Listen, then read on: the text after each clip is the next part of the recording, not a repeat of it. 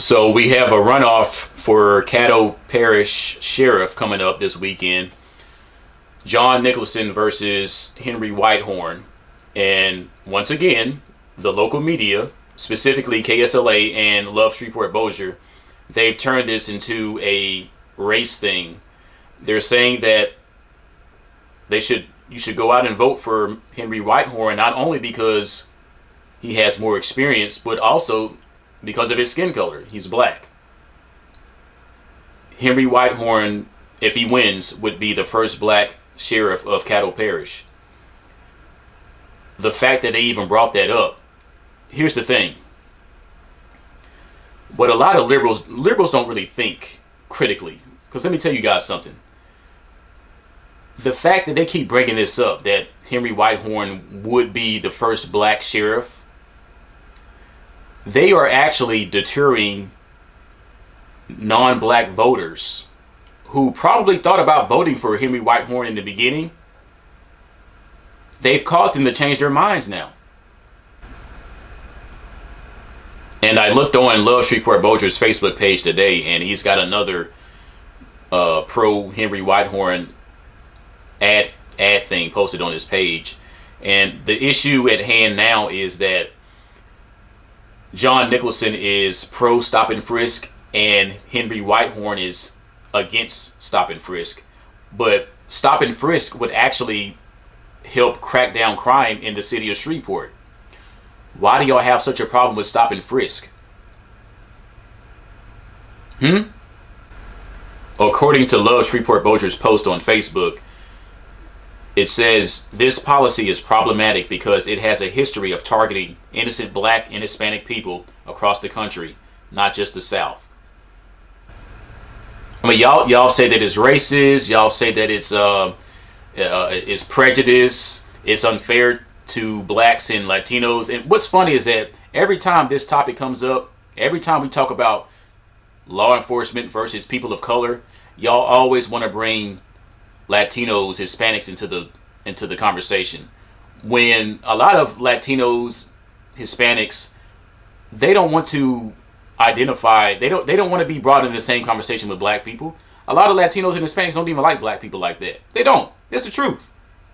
For those of you who don't really know what stop and frisk is, stop and frisk requires that before stopping the suspect, the police must have a reasonable suspicion that a crime has been, is being, or is about to be committed by the suspect.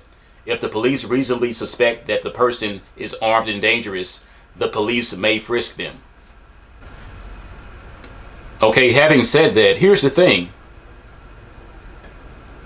The police can't frisk you until they ID you. If you provide ID to the police and everything comes up clear, they're not going to frisk you. They're not going to frisk you. Once again, you have a biased liberal news source trying to pander and also scare the black community at the same time into voting for a certain candidate. It's a common liberal Democrat tactic used for the presidential election, mayor election, senator, governor, whatever. They always use these kind of tactics to steer black people into voting to vote in a certain direction, and it's wrong. Okay? The problem is not stop and frisk. The problem, especially in Shreveport, is that we have too many criminals running the streets. If you didn't have so many people driving the streets of Shreveport every day, smoking weed, no license, no insurance, stolen firearms under the car seat, you wouldn't have this problem. Stop and frisk would not even be a concern. I've never been frisked by the police. Never. I'm in my 30s. I've never been frisked by the police. Never. Why? Because they didn't have a reason to frisk me. Whenever I get stopped, whether I'm driving in the car or riding my bike, they stop me, they question me, they ID me, and then they let me go. So my question to y'all is that, why isn't there more people of color, specifically black males? Why isn't there more black males out there who can do what I do? Why do they have to run and produce firearms, point guns at the police when they're being chased? Why do they have to do all that shit? Because they put themselves in that position. It is not about being a product of your environment. No. It's about making stupid choices over and over again that put you in the position that you're in now, to where every time a police car comes up behind you, your heart rate goes up. Because you know you have warrants. You know you don't have a license. Your license is suspended. You don't have insurance. You have stolen firearms in your car. You're smoking weed in the car. I can't tell y'all how many times, when I used to ride my bike along the highway a lot, every couple of minutes there was a car passing by me on the highway. I would smell the weed smoke coming from the windows. This year alone, we've had 3 officer-involved shootings that resulted the same, that had the same results. In all 3 cases, the suspect was killed. Why? Because the suspect did not do what he was supposed to do when you're being detained by the police. Alonzo Bagley, what did he do? He ran. Joseph Taylor, what did he do? He produced a firearm. He pointed a gun at the cops. The cops shot him dead. And then this guy here who just got killed yesterday, what did he do? He ran. I've been stopped by the police I don't know how many times. I get stopped by the police pretty often.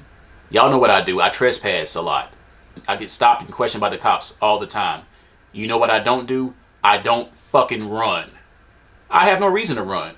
My license is good. I have no warrants. I'm good. When I get stopped by the police, sometimes I get smart with them. I talk shit to them, and they still let me go.